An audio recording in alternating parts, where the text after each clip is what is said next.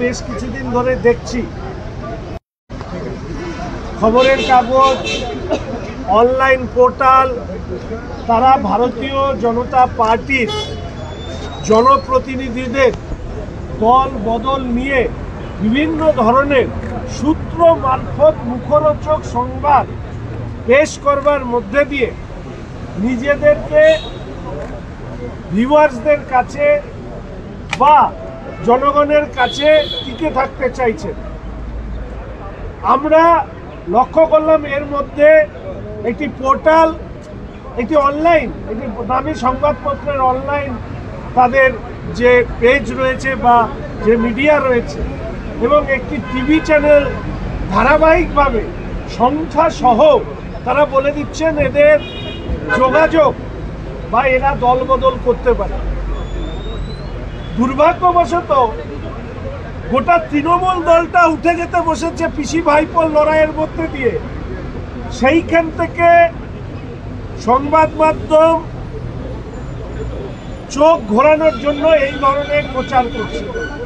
কোথাকার কোন ছিন্নমূল নেতা যারা খায় না মাথায় দেয় তাদের বিবৃতি নিয়ে এসে তারা দাবি করছে যে অমুক অমুকরা তারা যেতে পারে। কারা কে কোথা থেকে খবর পেলেন, কে আপনাদেরকে দিলেন? ছিন্নমূল নেতার তার নিজেদেরই স্ট্যাটাস নেই, তারা অন্য দলের জনপ্রতিনিধি, নির্বাচিত জনপ্রতিনিধিদের নিয়ে খবর করছে। আমরা আমাদের পক্ষ থেকে শুধু এইটুকু বলতে পারি যে গতকাল বা গত পরশু উত্তরবঙ্গের এমএলএদের নিয়ে যে বিভ্রান্তিকর খবর প্রচার করা হয়েছে তার আমরা তীব্র বিরোধিতা করছি।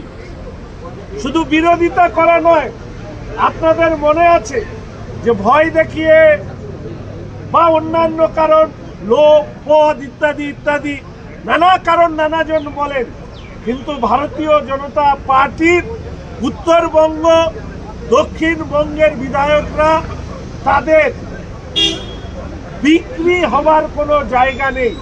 এবং উত্তরবঙ্গের ক্ষেত্রে বলে রাখি যে উত্তরবঙ্গের একজন বিধায়ক তৃণমূল কংগ্রেসে গিয়ে পরবর্তীকালে তিনি সেই দলের মধ্যকার দমবন্ধকর পরিস্থিতির কারণে তিনি নিজে আবার ফিরে চলে আসেন।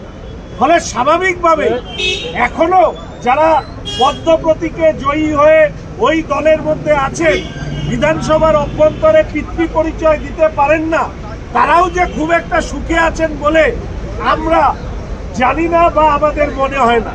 ফলে স্বাভাবিকভাবে রাজ্যের প্রধানতম ইস্যুগুলোর থেকে চোখ সরাতে এই ধরনের বিভ্রান্তিকর প্রচার যারা করবেন তাদের বিরুদ্ধে আমরা মামলা দায়ের করব।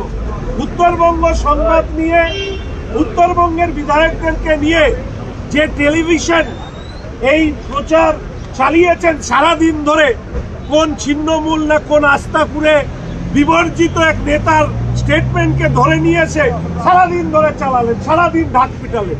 আরে ওই দলে ওই নেতারই স্থান নেই, ওই দলের ওই নেতাকেই কেউ পোছে না। ওই দলে ওই নেতাকে শহরে জিতেছেন নাকি কর্পোরেশন, পৌরসভায় সেখানে ওখানকার মানুষ ঘিরে ধরে। সেই দলের নেতার এত বড় ক্ষমতা হয়ে গেল যে ভারতীয় জনতা পার্টির বিধায়কদের সম্পর্কে তিনি এই ধরনের মন্তব্য করেন। আরে উত্তরবঙ্গের তৃণমূল কংগ্রেসের বিধায়কদের মেরুদণ্ড বলে কিছু নেই, ওদের প্রত্যেকের মুখে সেলোটেপ লাগানো আছে।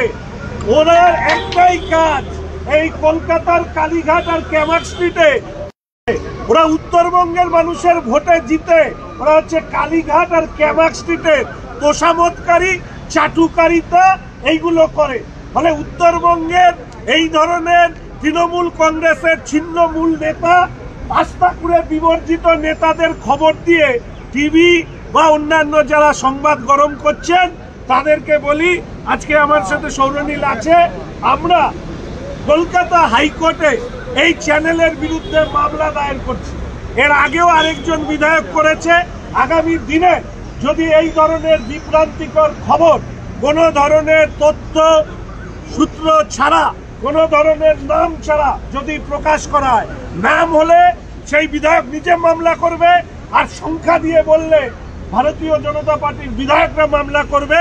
আমরা উত্তরবঙ্গের সমস্ত বিধায়করা এই টেলিভিশন চ্যানেল তার বিরুদ্ধে আমরা মামলা দায়ের করছি এবং তার সাথে সাথে আরেকটি বিখ্যাত পত্রিকা তার অনলাইন যে মাধ্যম সেই অনলাইন মাধ্যমের বিরুদ্ধেও আমরা মামলা দায়ের করছি। এইটুকু আমার প্রাথমিকভাবে বলার।